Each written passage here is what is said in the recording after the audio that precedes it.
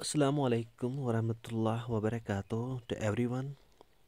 तो जो first unit है एक्चुअल में वो मैंने ऑलरेडी कवर किया है, लेकिन जो मैंने वो लेक्चर बनाया है ना, वो उस टाइम मैंने बनाया था जब एमसीक्यू बेस्ड पैटर्न चल रहा था कश्मीर यूनिवर्सिटी में। ठीक है, लेकिन आज तो पता है डिस्क्रिप्टिव टाइप है, तो थोड़ा आपको और डिटेल में पता होना चाहिए, क्योंकि आपको शॉर्ट आंसर्स कहीं से भी वो पूछ सकता है। इसलिए मैंने सोचा कि मैं इस यूनिट को थोड़ा और डिटेल में पढ़ाऊँगा। ठीक है, तो हम स्टार्ट करते हैं। इसमें जो पहला यूनिट है वो है अप्रोचेस। अगर आप मेरा मानोगे, अगर आप उस टॉपिक को इग्नोर भी कर सकते हो, या अगर आप थोड़ा सा यूनिट में याद भी रखोगे ट्रेडिशनल अप्रोचेस वगैरह वगैरह उनमें क्या क्या था, थोड़ा बस 5-10 मिनट में आप उस टॉपिक को दो, बाकी आपको उसमें पढ़ना ही नहीं, क्योंकि उसमें हार्डली क्वेश्चन आ सकता है, क्योंकि वो आइडियोलॉजिकल क्वेश्चन है, वो शायद वो नहीं आएगा। लेकिन आपको फ्यूचर्स ऑफ कॉन्स्टिट्यूशन से स्टार्ट करना है, जो कि मैं आपको आज पढ़ाऊँगा। पहली बात यह है कि हमारे कॉन्स्टिट्यूशन के सैलेंट फीचर्स क्या है, इंपॉर्टेंट फीचर्स क्या है हमारे कॉन्स्टिट्यूशन में। देखिए, पहला जो फीचर वो है लेंथेस्ट कॉन्स्टिट्यूशन है। वर्ल्ड में किसी भी कंट्री में इतना बड़ा कॉन्स्टिट्यूशन नहीं है जितना हमको है, इंडिया को है, क्योंकि 22 पार्ट्स है, 470 आर्टिकल्स है, 12 शेड्यूल्स है, बहुत ही लेंथी कॉन्स्टिट्यूशन है। ठीक है, लेकिन रिटन कॉन्स्टिट्यूशन है। रिटन और अनरिटन में फ़र्क क्या है? देखिए, रिटन कॉन्स्टिट्यूशन अमेरिका में है, हमें भी रिटन कॉन्स्टिट्यूशन है। जो ब्रिटेन है, यूके है, ठीक है, उनका अनरिटन कॉन्स्टिट्यूशन है। देखिए फ़र्क क्या है रिटन और अनरिटन में। रिटन और अनरिटन में क्या फ़र्क है? रिटन कॉन्स्टिट्यूशन मतलब आपको एक सिंगल बुक अगर भी मिलती है, आप उसको पढ़ सकते हैं और आपको कॉन्स्टिट्यूशन समझ में आ जाती है। जैसे कि हमारी कॉन्स्टिट्यूशन है जो हमारी कॉन्स्टिट्यूशन है इंडिया की, अगर हम कोई भी बुक उठाएंगे, सपोज कि लक्ष्मीकांत बुक है या कोई और बुक है, आप उसको आराम से घर में पढ़ सकते हो और आप उस कॉन्स्टिट्यूशन को प्रोविजंस को समझ सकते हो कि हाँ हाँ, हमारे कॉन्स्टिट्यूशन में ऐसा लिखा है, ऐसा ऐसा आर्टिकल है। ठीक है, ये होता है रिटन कॉन्स्टिट्यूशन।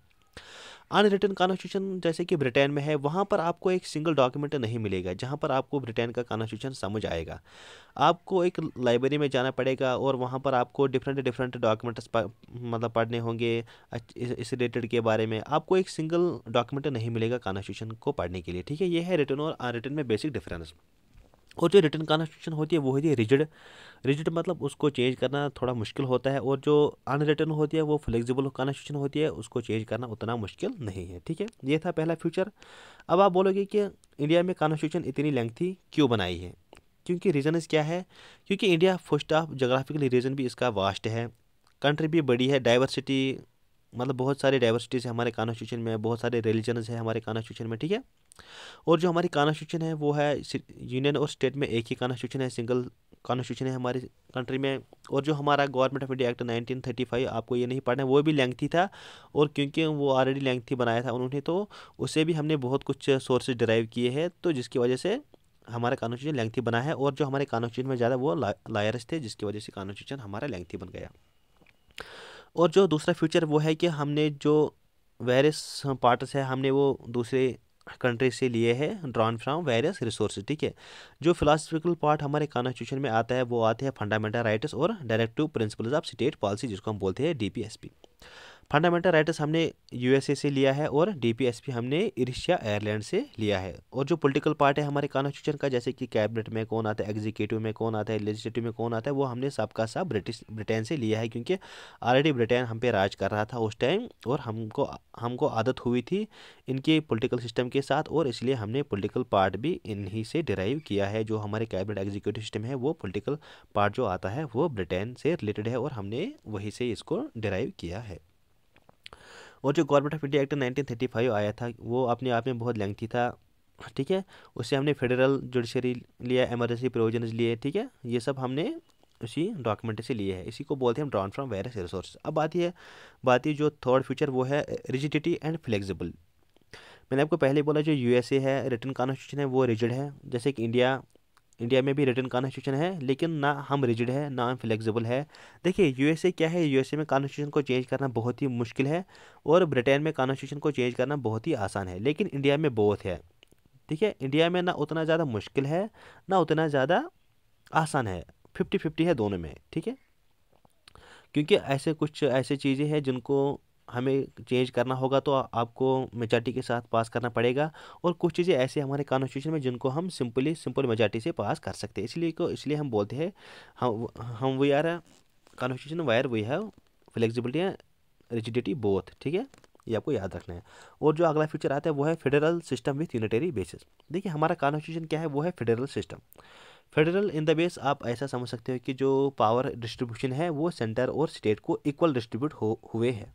लेकिन हम यूनिटरी बेसिस भी है, मतलब जहाँ पर खाली सेंटर की चलती है। कब आता है हमारा यूनिटरी बेसिस, जब इमरजेंसी होती है, नेशनल इमरजेंसी वगैरह कुछ होता है, तो उस टाइम हम यूनिटरी बेसिस होती है जहाँ पर सेंट्रल ज़्यादा पावरफुल होता है। इसीलिए हमको कहा जाता है कि we are a federation quasi federal. अगर आपको कोई बोलेगा कि आपका कौन सा फेडरल स्ट्रक्चर है, आपको ये कहना है कि we are a federation with quasi federal, ठीक है। मतलब ना हम फेडरल है पूरी तरह, ना हम यूनिटरी है, हम 50-50 है यहाँ पर भी। क्वासी फेडरल किसने बोला है? एक ब्रिटिश है जिसने बोला है कि India is a quasi federal, उसका नाम है केसे वेरे, ये आपको याद रखना है। फेडरल में कौन से फीचर्स आते हैं और यूनिटरी में कौन से फीचर्स आते हैं? देखिए फेडरल में दो गवर्नमेंट होती है, सेंटर स्टेट अलग अलग होता है, बाई कैमरलिज्म होता है, लेजिस्लेटिव असेंबली होता है, लेजिस्लेटिव काउंसिल होता है, और फेडरल में सुप्रीम कॉन्स्टिट्यूशन सुप्रीमेसी होती है, पावर डिवीजन होता है इसमें, और जो जुडिशरी होती है सुप्रीम कोर्ट हाई कोर्ट वो इंडिपेंडेंट होती है अपने आप में। सुप्रीम कोर्ट अपनी चलाता है, हाई कोर्ट अपनी चलाता है, और रिजिड कॉन्स्टिट्यूशन होता है, चेंज करना बहुत ही मुश्किल होता है, ठीक है। यूनिटरी में स्ट्रॉन्ग सेंटर होता है, सिंगल कॉन्स्टिट्यूशन होता है, सिंगल सिटीजनशिप होती है, ठीक है, और गवर्नर राज होता है, और इंटीग्रेटेड जुडिशरी होती है। मतलब इंटीग्रेटेड मतलब जो सुप्रीम कोर्ट होता है वो सबसे टॉप होता है, और जो सुप्रीम कोर्ट के आर्डर्स है वो हाई कोर्ट पे बाइंडिंग है, हाई कोर्ट को वो मानना ही पड़ेगा, और जो डिस्ट्रिक्ट कोर्ट्स है वो सब बाइंड है किसके? सुप्रीम कोर्ट के अंडर। जो सुप्रीम कोर्ट बोलेगा उनको वो करना पड़ेगा उस सिचुएशन में। और जो हमारा है, हमारा कौन सा फार्म ऑफ गवर्नमेंट है? देखिए गवर्नमेंट के टू टाइप्स होते हैं, एक होता है प्रेसिडेंशियल सिस्टम, दूसरा होता है पार्लियामेंट्री सिस्टम। लेकिन हमारे पास पार्लियामेंट्री सिस्टम है। क्यों है हमारे पास पार्लियामेंट्री सिस्टम? क्योंकि जो ब्रिटेन है उन्होंने हम पे राज किया है और हमें उसकी आदत हुई थी, इसलिए हमारा जो फार्म ऑफ गवर्नमेंट है वो है parliamentary. Parliamentary form of government में क्या क्या होता है? उसमें जो प्रेसिडेंट होता है ना वो नॉमिनल हेड होता है, मतलब वो रियल हेड नहीं होता है हमारे कॉन्स्टिट्यूशन में। और जो पार्लियामेंट्री फार्म ऑफ गवर्नमेंट होता है उसमें रियल हेड कौन होता है? Prime minister. आप कैसे रूल करते हो? देखिए अब मैंने आपको बोला कि जो सेकंड यूनिट है मैंने आपको वहाँ पर डिटेल में पढ़ाया है कि जो 545 है ना लोकसभा की प्रेजेंट स्ट्रेंथ, वहाँ पर अगर आपको लोकसभा में इलेक्शंस में आप अगर आपको 272 273 प्लस आपको वोट्स मिलते हैं तो आप अपनी पार्टी बना सकते हो, मतलब आपने अपना गवर्नमेंट बनाया है। जैसे कि मतलब बीजेपी ने जीता है, उन्होंने भी ऐसे ही जीता होगा, ठीक है। ऐसे आप गवर्नमेंट बना सकते हो, पार्लियामेंट्री फार्म ऑफ गवर्नमेंट है। जितनी सीटें से उसका जब आप 50% प्लस क्रॉस करोगे वोटिंग में तो आप उस टाइम गवर्नमेंट बनाओगे एंड यू विल रूल, ठीक है, आपकी गवर्नमेंट बन जाएगी उस टाइम। और पार्लियामेंट में क्या होता है? जो एग्जीक्यूटिव होती है वो रेस्पॉन्सिबल होती है लेजिस्लेटिव, मतलब जो एग्जीक्यूटिव में कौन कौन आते हैं? प्राइम मिनिस्टर वगैरह, कैबिनेट मिनिस्टर, से किसको रेस्पॉन्सिबल होते हैं? लेजिस्लेचर। लेजिस्लेचर में कौन कौन आता है? ये लोकसभा आता है, राज्यसभा आता है, और ये कौन सा आर्टिकल बताता है हमें? आर्टिकल 75। और जो लोअर हाउस होता है लोकसभा, ये डिजॉल्व होता है क्योंकि ये परमानेंट बॉडी नहीं होती है। राज्यसभा परमानेंट बॉडी होती है। आपको ये मैंने आपको सेकंड यूनिट में सब पढ़ाया है। आप वो सेकंड यूनिट जब देखोगे ना आपको अपने आप में पता चलेगा कि हाँ अब मुझे पॉलिटी बहुत ज़्यादा समझ आई है, अब मुझे कोई नहीं रोक सकता। पार्लियामेंट्री सिस्टम को हम बोलते हैं रेस्पॉन्सिबल गवर्नमेंट भी और कैबिनेट गवर्नमेंट भी, क्योंकि इसमें जो एग्जीक्यूटिव सिस्टम होता है वो रेस्पॉन्सिबल होता है लेजिस्लेचर। मतलब जो एग्जीक्यूटिव अगर कुछ कर रहा है तो उसको रेस्पॉन्सिबल रहना पड़ता है लेजिस्लेचर में। ऐसा नहीं है कि एग्जीक्यूटिव जो अपनी मर्जी है वो करता जाएगा, ठीक है, ऐसा नहीं है। इसीलिए हम बोलते हैं पार्लियामेंट्री गवर्नमेंट है वो रेस्पॉन्सिबल गवर्नमेंट है। लेकिन हम डिफरेंट हैं ब्रिटेन से, हमने बहुत सारा जो पॉलिटिकल सिस्टम है वो हमने ब्रिटेन से लिया है। लेकिन डिफरेंस क्या है फिर? जो ब्रिटेन में प्रेसिडेंट होता है ना, हेड होता है, वो मोनार्ची टाइप है। मतलब अगर उसका पापा था हेड तो उसका बेटा बनेगा हेड, ये होता है मोनार्ची सिस्टम, हेरिडिटी सिस्टम।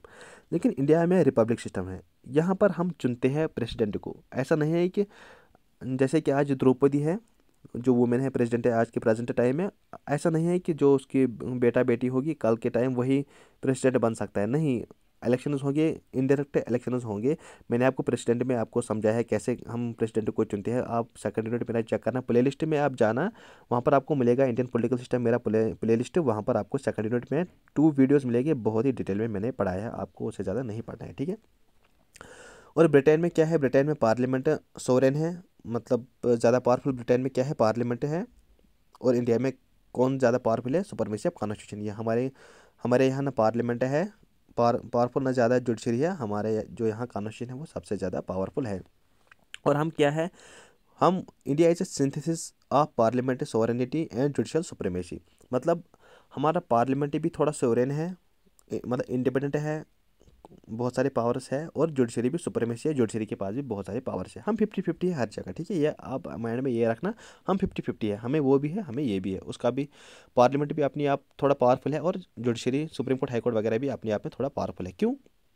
क्योंकि जो ब्रिटिश प्रिंसिपल है उनमें पार्लियामेंट्री सोवरेनिटी है, ठीक है, और अमेरिका में यूएसए में कौन सा ज़्यादा पावरफुल है, वहाँ पर जुडिशियल सुप्रीमेसी, वहाँ पर कॉन्स्टिट्यूशन, वहाँ पर सुप्रीम कोर्ट ज़्यादा पावरफुल है। सुप्रीम कोर्ट क्या कर सकता है, सुप्रीम कोर्ट डिक्लेयर कर सकता है लॉ अनकॉन्स्टिट्यूशनल, किसमें, जब वो जुडिशियल रिव्यू करता है किसी एक्ट को, किसी लॉ को जो पार्लियामेंट बनाती है। अगर सुप्रीम कोर्ट को लगता है कि जो पार्लियामेंट ने लॉ बनाया है ये कानून के हिसाब से ठीक नहीं है, ये वायलेट कर रहा है किसी एक्ट को, किसी लॉ को, किसी आर्टिकल को, तो सुप्रीम कोर्ट इसको नलिफाई कर सकता है, उसको वो डिक्लेयर अनकॉन्स्टिट्यूशनल कर सकता है, उसको बोल सकता है नहीं भाई ऐसा नहीं चलेगा।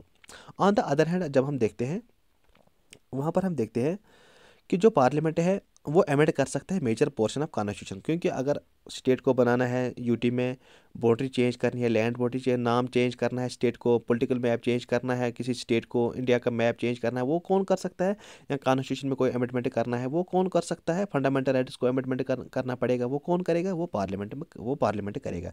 लेकिन सुप्रीम कोर्ट के पास भी पावरफुल है, वो पार्लियामेंट के लॉ को अनकॉन्स्टिट्यूशनल करार कर दिया, मतलब कर सकता है। इसीलिए पार्लियामेंट हमें पास सुपरमेसी है कॉन्स्टिट्यूशन की, सुप्रीम कोर्ट की, और पार्लियामेंट भी अपने आप में थोड़ा पावरफुल है। इसलिए हम बोलते हैं we are synthesis of parliament sovereignty and judicial supremacy, ठीक है, ये आपको याद रखना है। और हम इंडिपेंडेंट एंड इंटीग्रेटेड जुडिशरी है। इंडिपेंडेंट हम कब होते हैं, जुडिशरी कब होती है इंडिपेंडेंट? जब हम फेडरल में होते हैं, जब सेंट्रल स्टेट अलग अलग गवर्नमेंट होता है नॉर्मल सिचुएशन में। और इंटीग्रेटेड जुडिशरी कब होती है? जब कोई इमरजेंसी होती है हमारे कंट्री में, इंडिया में, तो उस टाइम हम इंटीग्रेटेड जुडिशरी होती है। मतलब जो सुप्रीम कोर्ट का आर्डर है वो इनको फॉलो करना ही पड़ेगा, ये उस टाइम सुप्रीम कोर्ट के अंडर आते हैं सारे के सारे कोर्ट्स।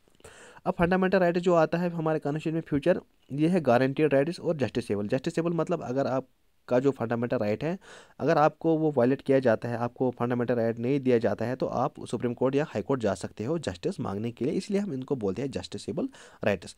और ये आर्टिकल 12 से लेके आर्टिकल 35 तक कवर करते हैं। और हमारे कॉन्स्टिट्यूशन में पार्ट थर्ड है उसमें आते हैं, क्योंकि 22 पार्ट है टोटल कॉन्स्टिट्यूशन में, और थर्ड पार्ट में फंडामेंटल राइट्स आता है। और हमने ये कहाँ से फंडामेंटल राइट्स को डिराइव किया? United states of America. और ये एब्सोल्यूट नहीं है। एब्सोल्यूट मतलब ऐसा नहीं कि अगर आपके पास कुछ राइट है, अब बोले कि नहीं मेरे पास राइट है, मैं गाना तेज़ बजाऊंगा रात को, जो मेरी मर्जी है मैं वो करूंगा, ऐसा नहीं है। इनके पास रिस्ट्रिक्शंस है, ठीक है, फ्रीडम है लेकिन लिमिटेड फ्रीडम है। ऐसा नहीं कि आपके पास कुछ भी करने का फंडामेंटल राइट है। आप बोलोगे मुझे राइट है मैं ऐसा करूँगा जो कि कानून के हिसाब से ठीक नहीं होगा, सोसाइटी के हिसाब से ठीक नहीं होगा, वो ऐसा नहीं चलेगा। और ये क्या है? They are sacrosanct, they are sacrosanct. इसका मतलब ये है कि ये परमानेंट नहीं है। मतलब पार्लियामेंट इनको रिपील कर सकता है, हटा भी सकता है, और इनको सस्पेंड भी कर सकता है। परमानेंट क्यों नहीं? क्योंकि इनको सस्पेंड किया जाता है। कब सस्पेंड किया जाता है? जब हमारे कॉन्स्टिट्यूशन में, जब हमारे कंट्री में इमरजेंसी होगी, जो जो भी आर्टिकल 20 से लेके 35 तक है ना आर्टिकल, ये सब के सब सस्पेंड हो गए इमरजेंसी में। ओनली आर्टिकल्स कौन होंगे? जो आर्टिकल 20 एंड 21 है, ये कभी भी सस्पेंड नहीं होते हैं, चाहे इमरजेंसी कोई भी हो, ठीक है। ये मैं आपको अभी फंडामेंटल राइट्स में बताऊंगा आर्टिकल 20, 21 क्या क्या है। और और एक बात याद रखना, जो आर्टिकल 19 है ना, आर्टिकल 19 ये तभी सस्पेंड होता है जब एक्सटर्नल इमरजेंसी होती है। एक्सटर्नल इमरजेंसी जब मतलब अगर फॉरेन कंट्री से हमें लड़ाई है, कुछ पंगा है, तभी आर्टिकल 19 वायलेट सस्पेंड हो सकता है। अगर अपने आप स्टेटस में इंडिया में कुछ अपना मसला है, तो उस टाइम आर्टिकल 19 सस्पेंड नहीं होता है। इंटरनल इमरजेंसी के टाइम ये सस्पेंड नहीं होता है, एक्सटर्नल इमरजेंसी के टाइम इसको सस्पेंड किया जाता है। लेकिन आर्टिकल 20 एंड 21 कभी भी सस्पेंड नहीं होते हैं, चाहे इमरजेंसी कोई भी हो, ठीक है, ये आपको याद रखना था। और आते हैं DPSP, directive principle of state policy. ये आर्टिकल 30 सिक्के से लेके आर्टिकल 51 तक आता है, और यह पार्ट 4 आता है हमारे कॉन्स्टिट्यूशन में, और हमने ये आयरलैंड से लिया है, ठीक है।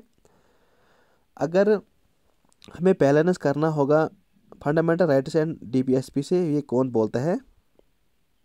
जो मिनर्वा मिलर्स, ये आपको याद नहीं, ये आपको यहाँ पर ये याद रखना है कि जो ये है ना, एक सेकंड,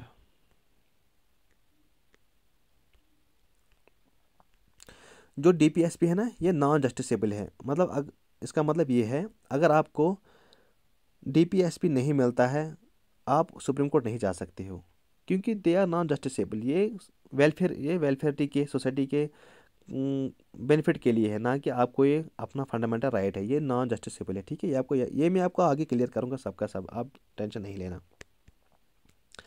फंडामेंटल ड्यूटीज़ आता है, उसके बाद हमारे कॉन्स्टिट्यूशन का फ्यूचर। देखिए, ये हमने रशिया या यूएसएसआर जिसको हम बोलते हैं, वहाँ से लिया है, और ये पार्ट 4A में आता है हमारे कानून।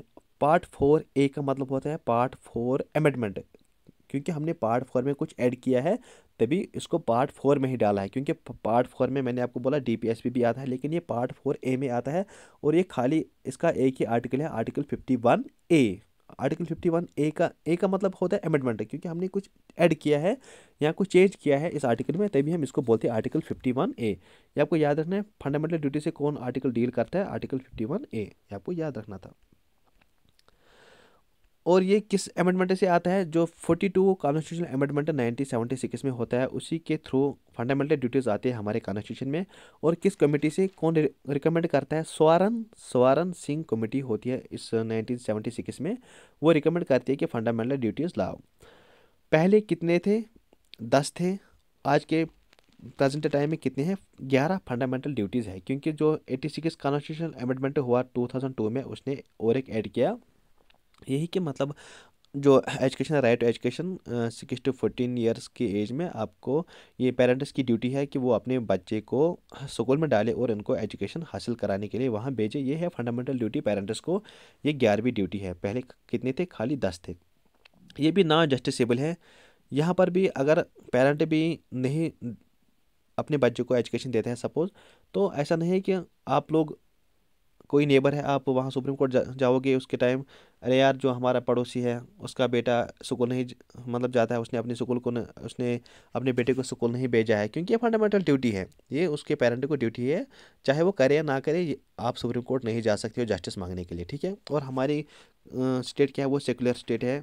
ये भी अगला फ्यूचर है, मतलब हमारे कॉन्स्टिट्यूशन का कोई प्रोमिनेंट रिलीजन एक नहीं है, यहाँ पर सब रिलीजन्स इक्वल है, ठीक है।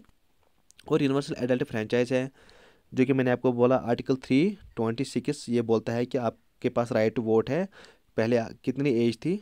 वोटिंग एज पहले कितनी थी? 21, लेकिन आज के ज़माने में 18 एज है। ये किसने किया? जो 61 कॉन्स्टिट्यूशन अमेंडमेंट हुआ 1988 में, उसने बोला कि अब 20 एज होना ज़रूरी नहीं है, अगर आप 18 एज के भी हो आप वोट डाल सकते हो, ठीक है। सिंगल सिटीजनशिप है हमारे कॉन्स्टिट्यूशन में। ऐसा नहीं है कि, देखिए, पहले जो JNK था उसके पास ड्यूअल सिटीजनशिप थी, मतलब आपके पास JNK की अलग सिटीजनशिप थी, ठीक है। आज ऐसा नहीं है, आपके पास खाली एक ही सिटीजनशिप है, वो है इंडिया की। जैसे कि यूएसए में सिंगल सिटीजनशिप नहीं है, वहाँ पर आपके पास ड्यूअल सिटीजनशिप है। एक तो आपको अमेरिका की सिटीजनशिप वहाँ पर है ही है, और दूसरी कौन सी सिटीजनशिप है?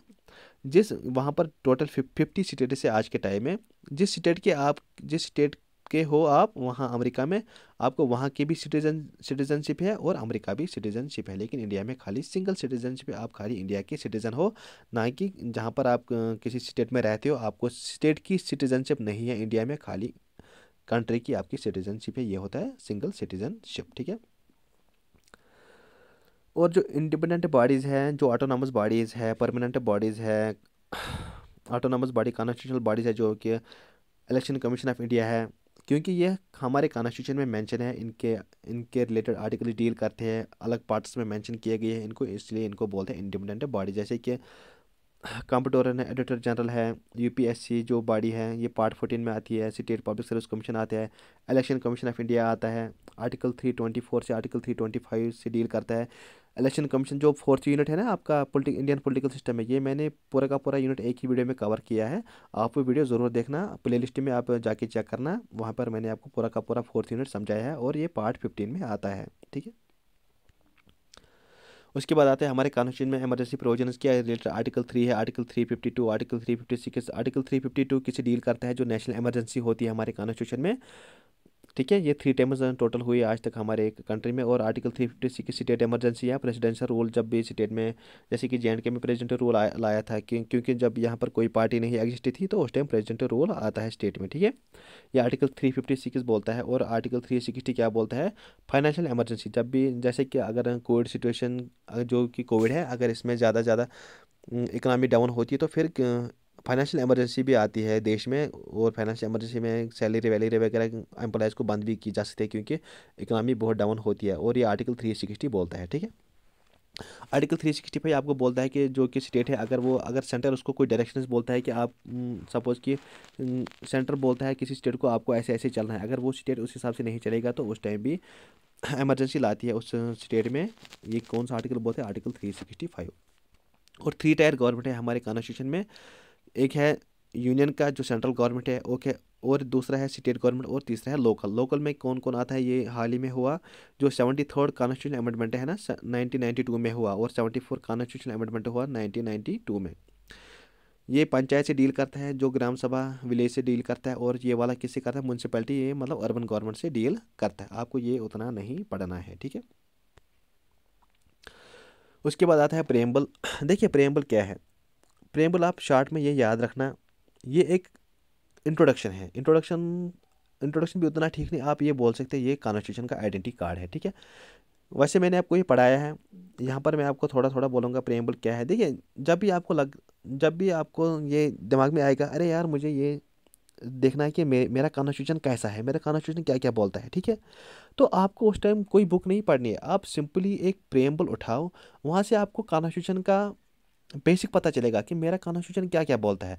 इसलिए इसको बोलते हैं preamble is called as identity card of constitution. ये किसने बोला, प्रेम्बल को बोला गया है ये आइडेंटिटी कार्ड है कॉन्स्टिट्यूशन का। ये किसने बोला, एन ए पलखी वाला ने बोला है preamble is an identity card of constitution, ठीक है। और ये इंट्रोडक्शन है, प्रीफेस है हमारे कॉन्स्टिट्यूशन का।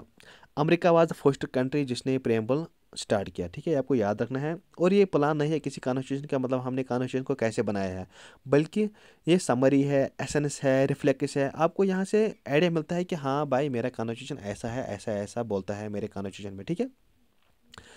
और प्रेम्बल हमारे कॉन्स्टिट्यूशन में कैसे आया था, जो ऑब्जेक्टिव रेजोल्यूशन आया था पंडित जवाहरलाल नेहरू ने 22 दिसंबर 1946, और फिर 20 जनवरी में शायद ये अडॉप्ट करता है रेजोल्यूशन। और उसी के थ्रू हमारा ये प्रेम्बल है हमारे कॉन्स्टिट्यूशन में आता है।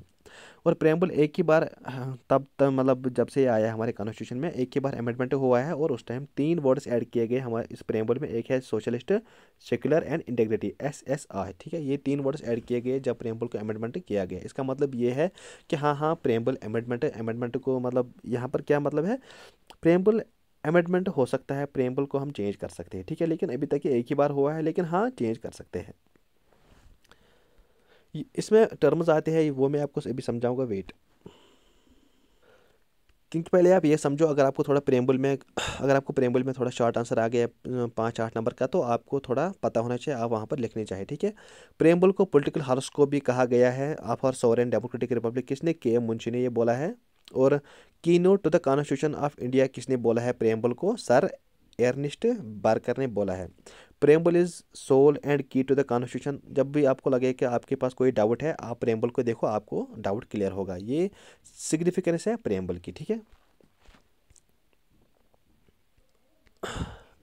अभी मैं आपको दिखाऊंगा कि प्रेम्बल में क्या क्या लिखा है, वो एक ही पिक्चर है, वहाँ पर आपको सारा का सारा कन्फ्यूजन क्लियर होगा। पहले ये है कि क्या हम बोल सकते हैं कि प्रेम्बल जो है ये हमारे कॉन्स्टिट्यूशन का पार्ट है, ठीक है। जो बीरबारी केस हुआ था उसने बोला था कि नहीं, जो प्रेम्बल है ये हमारे कॉन्स्टिट्यूशन का पार्ट नहीं है। बीरोबारी केस 1960 में हुआ था, सुप्रीम कोर्ट ने उस टाइम बोला कि नहीं, जो प्रेम्बल है ये कॉन्स्टिट्यूशन का पार्ट नहीं है। लेकिन उसके बाद और एक आता है केशवनंदा भारती केस, जो कि 4 अप्रैल 1973 में हुआ। वहाँ पर सुप्रीम कोर्ट ने बोला हाँ yes it is a part of constitution. पहले बोला नहीं, अब बोला यस। चलो देखते हैं फिर अगली टाइम क्या बोला। फिर एक केस आता है 1995 में, LIC ऑफ इंडिया केस इसको बोलते हैं। सुप्रीम कोर्ट ने यहाँ फिर से बोला कि yes it is an integral part of constitution. जैसे कि बाकी फीचर्स है हमारे कॉन्स्टिट्यूशन के पार्ट, वैसे ही प्रेम्बल भी है हमारे कॉन्स्टिट्यूशन का पार्ट है इस केस में। इसका मतलब आप ये दिमाग में रखना, हाँ preamble is the part of our constitution, yes it is it is preamble amendable, क्या हम इसको चेंज कर सकते हैं? आर्टिकल 368 आपको बोलता है कि यस आप इसको चेंज कर सकते हैं, yes it is an amendable. लेकिन हाँ अभी तक एक ही बार हुआ चेंज, जो कि मैंने आपको बोला 1976 में 3 वर्ड्स ऐड किए गए प्रेम्बल में, कौन कौन सा? Socialist, secular and integrity. But yes it is an amendable, फिर एक ही बार क्यों ना हो, लेकिन हाँ चेंज कर सकते हैं। क्या प्रेम्बल जस्टिसेबल है? क्या अगर आपको लगता है नहीं, प्रेम्बल जस्टिसेबल नहीं है, क्योंकि it is not the plan. यहाँ पर अगर आपको लगता है कि कुछ नहीं मिल रहा है तो वहाँ पर जस्टिसेबल मतलब अगर ये जस्टिसेबल होता है तो फिर आप सुप्रीम कोर्ट या हाई कोर्ट जा सकते थे जस्टिस मांगने के लिए, लेकिन ये नॉन जस्टिसेबल है। अगर प्रेम्बल में कुछ लिखा है, अगर आपको लगता है कि वो चीज़ नहीं आपको मिल रही है, आप सुप्रीम कोर्ट हाई कोर्ट नहीं जा सकते हो, क्योंकि ये नॉन जस्टिसेबल है, ठीक है। इट इज़ नॉट सोर्स, ये प्रेम्बल है, it is not source of power. यहाँ पर आपको कॉन्स्टिट्यूशन का पावर नहीं मिलता है, आपको खुद का पावर यहाँ पर नहीं मिलता है। It is not plan but it can clear your doubts. अगर आपको कोई डाउट है अपने कॉन्स्टिट्यूशन के बारे में और आपको जल्दी जल्दी में, जैसे कि सपोज आप समझ सकते हैं ये ट्रेलर है मूवी का जो ट्रेलर है वो प्रेम्बल है, और जो मूवी है फिर बाकी वो हमारा कॉन्स्टिट्यूशन है। जब भी अगर आपको लगता है कि आपने एक बार मूवी देखी है, ठीक है, और फिर दो तीन साल बाद आपको वो मूवी याद नहीं रहती है कि इसमें क्या क्या था, फिर आप क्या करते हो? फिर आप जल्दी जल्दी ट्रेलर उस मूवी का देखते हो, आपको फिर अपने आप सब कुछ याद आ जाता है, अरे हाँ हाँ हाँ अब मुझे समझ आएगा, हाँ हाँ यहाँ पर क्या हुआ था। वही आपका प्रेम्बल है कॉन्स्टिट्यूशन का। क्योंकि जब आपको थोड़ा डाउट आता है कॉन्स्टिट्यूशन में, इसमें कि ये वर्ड क्या बोलता है, ये किससे रिलेटेड है, आप प्रेम्बल को एक बार देखो और आपको आइडिया मिल जाएगा, हाँ हाँ कॉन्स्टिट्यूशन ऐसा है, ठीक है। और अब इसकी समरी क्या है यहाँ पर शॉर्ट में, ये समरी है कॉन्स्टिट्यूशन का। व्हेन इन डाउट, जब भी आप डाउट में हो इस प्रेम्बल को पढ़ो, और yes it is part of constitution, और हाँ ये अमेंडेबल है, हम प्रेम्बल को चेंज कर सकते हैं। अब मैं आपको प्रेम्बल दिखाऊंगा। देखिए ये है हमारा preamble, the constitution of India. Preamble कभी कभी क्वेश्चन ऐसे भी डायरेक्ट पूछा जाता है बहुत सारे एग्जाम्स में कि प्रेम्बल आप लिख लीजिए, राइट डाउन द प्रेम्बल, ठीक है। आपको ये, अगर आप कोई इसको याद भी करेगा उतना मुश्किल नहीं है, और ये होना भी चाहिए किसी इंसान को याद, ठीक है, क्योंकि कभी भी कोई क्वेश्चन पूछ सकता है, 2-4 मार्क्स का आ सकता है ये question. We the people of India having solemnly resolved to constitute India sovereign socialist secular democratic republic. और यहाँ से हमें क्या, पहली लाइन से हमें पता चलता है कि हाँ लोगों ने कॉन्स्टिट्यूशन बनाया है। We the people of India, कि हमने बनाया है इस कॉन्स्टिट्यूशन को। और क्या बनाया है, कैसे बनाया है? वी आर ए सोवरेन, मतलब हम इंडिपेंडेंट है, हम अपने डिसीजंस खुद ले सकते हैं। इंडिया किसी बाकी कंट्री पे डिपेंड नहीं है कि जो अमेरिका उसको बोलेगा वही करेगा। वी आर ए सोवरेन, मतलब हम इंडिपेंडेंट अपने डिसीजंस खुद ले सकते। सोशलिस्ट है हम, सेकुलर है हम, मतलब सारे रिलीजन्स इक्वल है, यहाँ पर कोई रिलीजन ज़्यादा इंपॉर्टेंस नहीं दी जाती है, जैसे मुस्लिम है वैसे हिंदू भी है, बाकी फिर जो है, लेकिन कॉन्स्टिट्यूशन में ऐसा लिखा है। हम डेमोक्रेटिक हैं, यहाँ पर हेरिडिटी नहीं चलता है, हम इलेक्शंस करते हैं, किसी को चुनते हैं। और हम रिपब्लिक है, जो हमारा प्रेसिडेंट है हम उसको मोनार्ची टाइप नहीं है, जैसे ब्रिटेन में चलता है कि अगर बाप प्रेसिडेंट है तो उसका बेटा प्रेसिडेंट बनेगा। हम वी आर रिपब्लिक, मतलब यहाँ पर इसका मतलब है हम प्रेसिडेंट को चुनते हैं इलेक्शंस के थ्रू, फिर अगर हम इसको इनडायरेक्टली ही चुनते हैं, क्योंकि सेकंड यूनिट आप मेरा देखना, वहाँ पर मैंने आपको सारा कुछ पढ़ाया, president, vice president, prime minister वगैरह एक्स्ट्रा सब कुछ इलेक्शन कैसे कैसे होते हैं।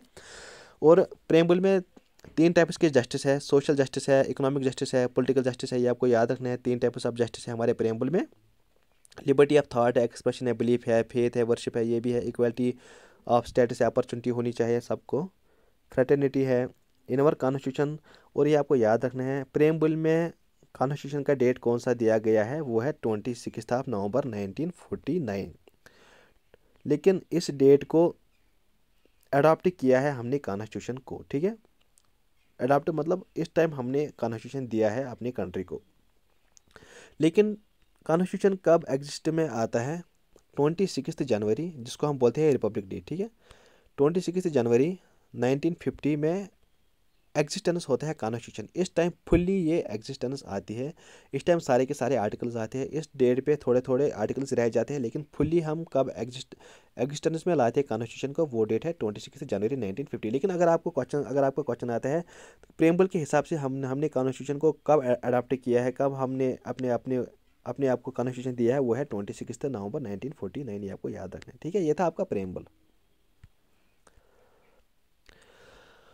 अब इसमें आता है फंडामेंटल राइट्स भी। देखिए फंडामेंटल राइट्स अपने आप में बहुत बड़ा टॉपिक है, यहाँ पर अगर हम इसको डिस्कस करेंगे तो 2-3 आवर्स में खाली यही टॉपिक ख़त्म होगा, लेकिन थोड़ा थोड़ा मैं आपको आइडिया बता दूंगा, क्योंकि मैंने आपको पहले ही फ्यूचर्स में जो इंपॉर्टेंट है फंडामेंटल राइट्स में, अगर आप उतना पढ़ोगे वो भी काफ़ी है, ठीक है। देखिए फंडामेंटल राइट्स पार्ट 3 में आते हैं हमारे कॉन्स्टिट्यूशन में, और आर्टिकल्स 12 से लेकर 35 तक कवर करता है। और फंडामेंटल राइट्स हमने कहाँ से डिराइव किया है, यूनाइटेड स्टेट्स ऑफ अमेरिका से। एक ऐसे वजूद में आते हैं, पहले हम इनको क्या कहते थे, फंडामेंटल राइट्स को मैग्ना कार्टा, और ये किंग जॉन ने लाए थे, साइन किया था 1215 में। पहले पहले देशों में कुछ राइट्स दिए जाते थे, कुछ राइट्स मैन को दिए जाते थे, कुछ राइट्स वुमेन को दिए जाते थे, कुछ गरीबों को और कुछ अमीर को। लेकिन फिर एक बड़ी चेंज आ गई दुनिया में, जब एक कंट्री इमर्ज होती है, USA, United states of America. जब अमेरिका रिवोल्यूशन होता है, जो 13 कॉलोनीज होते हैं, जो मैंने आपको पढ़ाया America revolution themes in world civilisation में, ठीक है, कैसे वो 13 कॉलोनीज जीत जाते हैं, और वो फिर वही 13 कॉलोनीज अमेरिका एक देश बनाते हैं, और वो बोलते हैं हम अपने सिटीजन्स को गारंटीड राइट्स देते हैं, जिनको कहा गया फंडामेंटल राइट्स, ठीक है। फंडामेंटल राइट्स क्या प्रमोट करती है, पॉलिटिकल डेमोक्रेसी प्रमोट करती है, और ये प्रिवेंट करती है हमें ये राइट्स किस चीज़ से, अथॉरिटियन रोल से, डिस्पोटिक रोल से। इसका मतलब ये है कि अगर एक बंदा, जैसे जैसे हिटलर वगैरह अपना आप अथॉरिटियन समझता था, तो उस कंडीशन से ये फंडामेंटल राइट्स हमको बचाते हैं, क्योंकि अगर कोई ऐसा करता है तो हम उस टाइम सुप्रीम कोर्ट जा सकते हैं, क्योंकि फंडामेंटल राइट्स जस्टिस से राइट्स है। अगर आपको लगता है वायलेट हो रहे हैं तो आप सुप्रीम कोर्ट, हाई कोर्ट दोनों जगह जा सकते हो, ठीक है। इन शॉर्ट अगर मैं आपको बोलूँगा कि जो फंडामेंटल राइट्स है, इनका एम है establish a government of laws not of man, कि आप गवर्नमेंट एक लॉ के हिसाब से चलाओ, ना कि किसी आदमी के हिसाब से आप चलाओ, ठीक है। फंडामेंटल राइट्स का इन शॉर्ट मतलब यही है, क्योंकि ये आपको बचाते हैं इन अथॉरिटियन टाइप ऑफ गवर्नमेंट से, आपको ये बचाते हैं, वहाँ पर एक इंसान का नहीं चलता है। फंडामेंटल राइट जब आपको है, इसका मतलब है लॉ के हिसाब से सब कुछ चलेगा, ठीक है। अब आर्टिकल 12 से लेके आर्टिकल 35 तक में आपको सारे आर्टिकल्स, अगर आपको ये याद रखने हैं किस आर्टिकल में क्या क्या मेंशन है, ठीक है। देखिए आर्टिकल 12 में आता है डेफिनेशन ऑफ स्टेट, इसमें ये बोलता है कि स्टेट में कौन कौन सा आता है, सेंट्रल स्टेट में वगैरह क्या क्या आता है। आर्टिकल 13 ये बोलता है कि अगर सुप्रीम कोर्ट को लगता है कि कोई लॉ, कोई एक्ट अगर बनाया गया है पार्लियामेंट में, अगर वो किसी आर्टिकल को, किसी फंडामेंटल राइट्स को वायलेट कर रहा है, तो सुप्रीम कोर्ट उस टाइम उस लॉ एक्ट को वाइड कर सकता है, नल कर सकता है, रिमूव कर सकता है। ये सुप्रीम कोर्ट के पास पावर है, ठीक है। राइट, हमारे पास 6 फंडामेंटल राइट्स है, पहले 7 थे, लेकिन राइट प्रॉपर्टी डिलीट किया गया है। देखिए जो पहला है वो है राइट इक्वालिटी, आर्टिकल 14 से लेके आर्टिकल 18 तक आता है। राइट फ्रीडम 19 आर्टिकल से 22 आर्टिकल तक है। राइट अगेंस्ट एक्सप्लॉयटेशन 23-24 तक है। Right to freedom of religion 25 से लेके 28 तक आर्टिकल कवर करता है। Cultural and educational rights article 29 से लेके आर्टिकल 30 तक है। और जो राइट प्रॉपर्टी था, इसको डिलीट किया गया। और ये किस आर्टिकल में आता था, पहले आर्टिकल 31 में आता था, लेकिन अब इसको डिलीट किया गया। किसने, जो 44 कॉन्स्टिट्यूशनल अमेंडमेंट हुआ 1978 में, उसने इस राइट प्रॉपर्टी को रिमूव किया गया। और अब ये किस आर्टिकल में है, और अब ये पहले क्या था, राइट प्रॉपर्टी पहले फंडामेंटल राइट था, लेकिन अब ये एक कॉन्स्टिट्यूशनल राइट है, खाली लीगल राइट है। और कौन से आर्टिकल में आता है, आर्टिकल 300A अंडर पार्ट 12 में, ठीक है। और जो लास्ट में आता है फंडामेंटल राइट्स, वो है right to constitutional remedies article 32।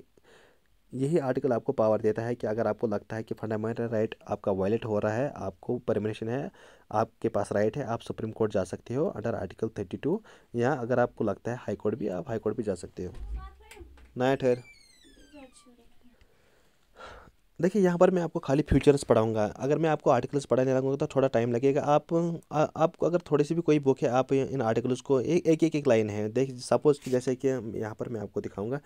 Article 12 definition of state से डील करता है। आर्टिकल 13 इससे डील करता है, जो मैंने आपको पहले ही बोला। आर्टिकल 14 किससे डील करता है, राइट टू इक्वालिटी से। ऐसे ऐसे आपको बस यही एक लाइन याद रखनी है, बाकी ज़्यादा आपको याद नहीं रखना है। देखिए फंडामेंटल राइट्स का फ्यूचर्स क्या है, कुछ खाली सिटीजन्स के अवेलेबल है और कुछ फॉरेनर्स है, और मतलब जो लीगल पर्सनस है उनके पास भी कुछ फंडामेंटल राइट्स अवेलेबल है। और दे आर नॉट एब्सोल्यूट, मतलब ये दे आर नॉट एब्सोल्यूट, यहाँ पर इसका मतलब है कि इनके पास कुछ रिस्ट्रिक्शंस है। ऐसा नहीं कि आपके पास राइट है कि आप कुछ भी करोगे, जो आपका मन करे वो कर सकते हो, ऐसा नहीं है। इनके पास रिस्ट्रिक्शंस है। और दे आर नॉट सैक्रोसैंक्ट, मतलब ये परमानेंट नहीं है। क्यों नहीं है परमानेंट? क्योंकि इनको पार्लियामेंट करटेल कर सकता है, रिपील कर सकता है, इनको रिमूव कर सकता है। अमेंडमेंट के थ्रू इनको पार्लियामेंट रिमूव भी कर सकता है या चेंज कर सकता है, इसलिए ये परमानेंट नहीं है। और ये सस्पेंड भी होते हैं इमरजेंसी के टाइम, इसलिए ये परमानेंट भी नहीं है। हाँ, कुछ एक्सेप्ट जो आर्टिकल 20 और आर्टिकल 21 है, ये कभी भी सस्पेंड नहीं होते हैं, चाहे इमरजेंसी कोई भी हो, ठीक है। ये भी मैंने आपको पहले ही बोला, जो आर्टिकल 19 है राइट टू फ्रीडम, वो भी तभी सस्पेंड होता है जब एक्सटर्नल इमरजेंसी होगी। सपोज़ कि अगर इंडिया को किसी फॉरेन कंट्री से कुछ पंगा वंगा है, चाइना वाइना से, तभी आर्टिकल 19 सस्पेंड हो सकता है। अगर इंडिया के आपस में कुछ पंगा वंगा है, कुछ आपस में स्टेट्स के बीच कुछ पंगा है, तो उस टाइम आर्टिकल 19 भी सस्पेंड नहीं होता है। लेकिन आर्टिकल 20 एंड 21 कभी भी सस्पेंड नहीं होता है, ये आपको याद रखना है। और जो आर्टिकल 34 है, ये मार्शल लॉ मिलिट्री रूल से डील करता है, ठीक है। ये आर्टिकल्स आप बस एक बार पढ़ना, आपको अपने आप फिर समझ आ जाएगा, क्योंकि थोड़ा बड़ा लेक्चर बनेगा फिर, ओके। तो यहाँ पर इम्पोर्टेंट क्या है, हाँ देखिए, जो आर्टिकल 20 है, ये जो मैंने आपको बोला कभी भी सस्पेंड नहीं होते हैं, वो तो आपको जानना ज़रूरी है, वो किसे डील करता है। Article 20 protection in respect of conviction for offences. अगर आपने कुछ जुर्म किया है, आपको उस टाइम प्रोटेक्शन, आपको उस टाइम ये आर्टिकल कैसे प्रोटेक्ट करता है, ठीक है, कैसे ही आपको पनिशमेंट से बचाता है उस टाइम जिसने जुर्म किया है, ये आर्टिकल उससे डील करता है। और जो ये था आर्टिकल 20, और आर्टिकल 21 में आता है। देखिए, अगर आपको ये सिस्टम समझना है ना, आप मेरा इंपॉर्टेंट पॉलिटी टॉपिक्स मेरा प्लेलिस्ट चेक करना, वहाँ पर आपको 1-2-3 वीडियोस मिलेंगे, आपको बहुत सारी इन्फॉर्मेशन इनके बारे में मिलेगी, ठीक है। सब कुछ मैंने वहाँ पर कवर किया है, रिटस विटस वगैरह सब कुछ वहाँ पर है। आर्टिकल 21 किसे डील करता है? Protection of life and personal liberty, जो भी आपकी पर्सनल लिबर्टी है, आर्टिकल 21 आपको उससे बचाता है, ठीक है। बस इतना, ठीक है। और लास्ट का आर्टिकल है, वो आपको समझना ज़रूरी है, हाँ ये इंपॉर्टेंट है। आर्टिकल 32 आप ये क्या किसे डील करता है? Right constitutional remedies. यहाँ पर आपको हक, आपको राइट दिया जाता है कॉन्स्टिट्यूशन कि अगर आपका फंडामेंटल राइट वायलेट होता है, आप अंडर आर्टिकल 32 सुप्रीम कोर्ट जा सकते हो, या अंडर आर्टिकल 226 हाई कोर्ट भी जा सकते हो, अगर आपका फंडामेंटल राइट वायलेट होता है। ये कौन बोलता है? आपका आर्टिकल 32, ठीक है। लेकिन सुप्रीम कोर्ट खाली तभी रिट्स इशू कर सकता है जब फंडामेंटल राइट वायलेट होता है, लेकिन हाई कोर्ट इशू रिट्स कर सकता है अगर कोई कॉन्स्टिट्यूशनल राइट भी है या फंडामेंटल राइट भी है। यहाँ पर आप समझ सकते हो हाई कोर्ट ही ज़्यादा पावरफुल है, क्योंकि यहाँ पर वो किसी भी राइट के अगेंस्ट रिट इशू कर सकता है, लेकिन सुप्रीम कोर्ट खाली फंडामेंटल राइट्स अगर वायलेट होते हैं उनको, उसके बारे में रिट्स इशू कर सकता है। रिट्स वगैरह है ना, ये भी मैंने आपको पढ़ाया है, अगर आप वो वीडियोस देखोगे बहुत ही डिटेल में आसान भाषा में मैंने आपको समझाया। इंपॉर्टेंट पॉलिटी टॉपिक्स मेरा चेक करना, वहाँ पर आपको मिलेगा। थोड़ा अगर आपको यहाँ पर मैं आपको बताऊंगा मार्शल लॉ और नेशनल इमरजेंसी में क्या फ़र्क है। देखिए, ये खाली फंडामेंटल राइट्स को इफेक्ट करते हैं मार्शल लॉ, लेकिन जो नेशनल इमरजेंसी जब लागू होती है ना अंडर आर्टिकल 352, और ये किसे डील करता है? आर्टिकल 34 में मार्शल लॉ मिलिट्री रूल है, और नेशनल इमरजेंसी अंडर आर्टिकल 352 में है। ये खाली फंडामेंटल राइट्स को नहीं इफेक्ट करता है, बल्कि जो सेंटर स्टेट के रिलेशंस होते हैं उनको भी ये इफेक्ट करता है, क्योंकि उस टाइम जो स्टेट होते हैं वो सब किसके अंडर होती है? सेंटर के अंडर। ऐसा नहीं होता है मार्शल लॉ या मिलिट्री रूल में। यहाँ पर आर्टिकल्स 20 एंड 21 भी सस्पेंड होती है, क्योंकि हाँ ये बात है कि रिट्स आप इशू कर सकते हो, लेकिन जब मिलिट्री रूल होता है मार्शल लॉ, उस टाइम थोड़ी ही आप कुछ कर सकते हो। यहाँ पर आप याद रखना, वहाँ पर सस्पेंड होते हैं, लेकिन यहाँ पर जो आर्टिकल 20 एंड 21 वो एक्टिव रहते हैं। और इसको किसी भी रीज़न, इसका कोई भी रीज़न हो सकता है और मिलिट्री रूल का, लेकिन यहाँ पर जब कोई वार होगा, एक्सटर्नल एग्रेशन होगा, कुछ रेबलियन वगैरह, जंग वगैरह होगा, उस टाइम नेशनल इमरजेंसी आप ला सकते हो। और ये अनलिमिटेड है,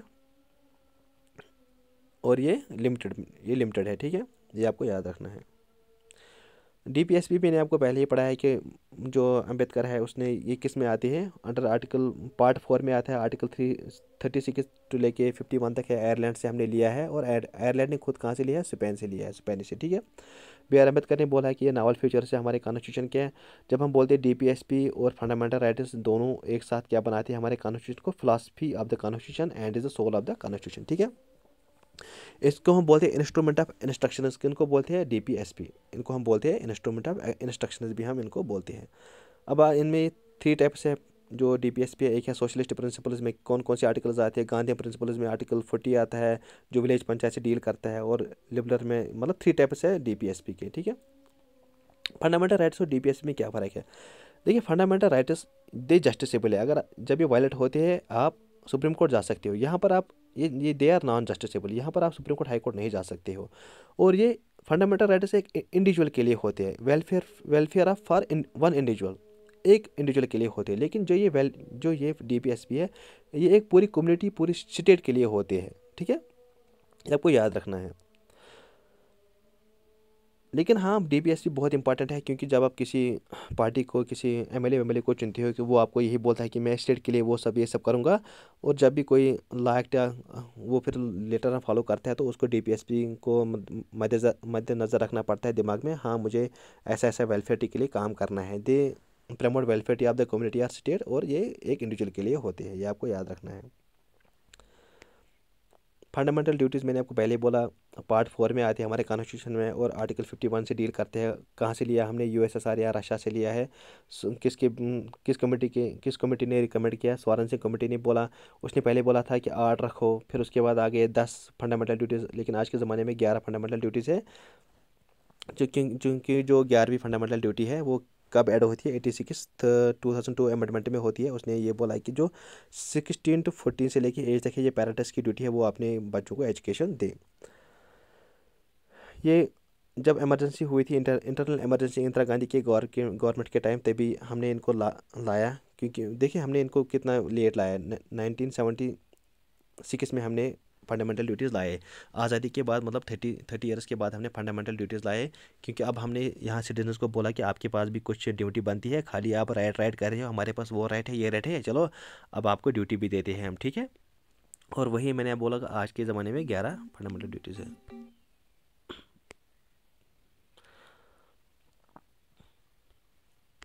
और ये भी नॉन जस्टिसेबल है, यहाँ पर भी आप सुप्रीम कोर्ट, हाई कोर्ट नहीं जा सकते हो। और ये 11 की 11 ड्यूटीज़ है। इंदिरा गांधी की गवर्नमेंट तब प्राइम मिनिस्टर थी जब ये लागू हुए थे, ठीक है, ऐसा ऐसा था। चलो ठीक है, ये आपका पूरा का पूरा था। आई होप कि आपको यहाँ से सब कुछ क्लियर हुआ होगा। थैंक यू, अल्लाह हाफिज़।